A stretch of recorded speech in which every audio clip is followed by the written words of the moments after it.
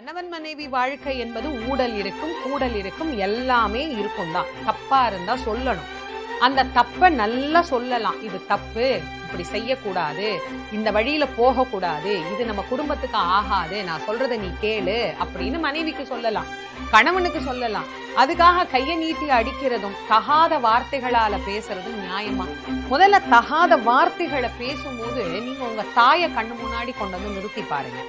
ஒரு ஆணுக்கு நான் சொல்ற விஷயம் அதுதான். நீங்க உங்க மனைவிய ஒரு தப்பான வார்த்தை சொல்ல போறீங்களா, கண்ணுக்கு முன்னாடி உங்க அம்மாவை நிப்பாட்டி வைங்க. உங்க அம்மாவை இந்த வார்த்தை நீங்க சொல்லுவீங்களா? உங்க அம்மாவை நீங்க இந்த வார்த்தை சொல்லுவீங்கன்னா உங்க மனைவியையும் நீங்க சொல்லலாம். உங்க அம்மாவை இந்த வார்த்தை நீங்க சொல்ல மாட்டீங்க அப்படின்னா உங்க மனைவியையும் இந்த வார்த்தை நீங்க சொல்லக்கூடாது. ஏன்னா அவளும் பெண், இவளும் பெண் தானே. வள்ளுவர் சொல்றார், தீயினால் சுட்ட புண் உள்ளாரும் ஆறாதே நாவினால் சுட்ட வடுங்கிற. நம்ம அடிச்சாலும் அவ வாங்கிக்கணும். நான் தான் தாலி கட்டி இருக்கிறேன்ல, நான் தான் 3 வேளை சோறு போடுறேன்ல. நீங்க தாலி கட்டலனாலும் இந்த 3 வேளை சோறு எங்க போனாலும் பொண்டாட்டி கிடைக்கும்.